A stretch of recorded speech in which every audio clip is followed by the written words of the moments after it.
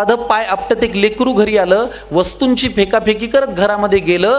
तिने सांजेची वेळ, रात्र झाली नव्हती, आई अशीच देवासमोर दिवा लावित होती. जगासमोर जे चालत नव्हतं ते घरामध्ये मध्ये मात्र चाललं. बाहेर जे बोलता येत नव्हतं ते लेकरू आई समोर बोललं. म्हणाला, खोटारडी आहेस तू आई, खोट्या मार्गावर चाललीस, आजपर्यंत माझ्याशी तू खोटच बोललीस. आशीर्वाद देताना काय म्हणतेस की माझं काहीच अडणार नाही आणि माझ्या बाबतीत कधीच काही वाईट मुळी घडणार नाही.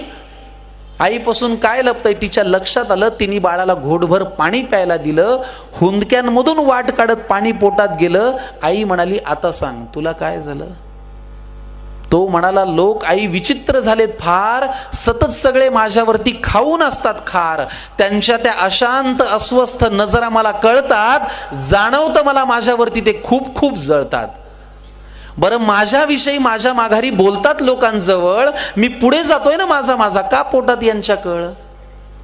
बरं, वाईट याचं वाटतं की या वाईट लोकांचा एक संघ झालाय आणि मी वाईट वागत नसून यांनी मला बाजूला केलाय.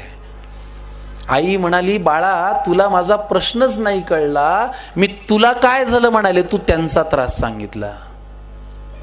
सोडून दे ना तुझ्यावरती ते रुसतायत का हसतायत, कारण तुला पूर्ण करायची स्वप्न ही तुझ्याच डोळ्यांना दिसतायत. त्यामुळे तुझ्या अपयशाची लोक पाहतायत, ती सगळी स्वप्ने खोटी कर. तुझ्या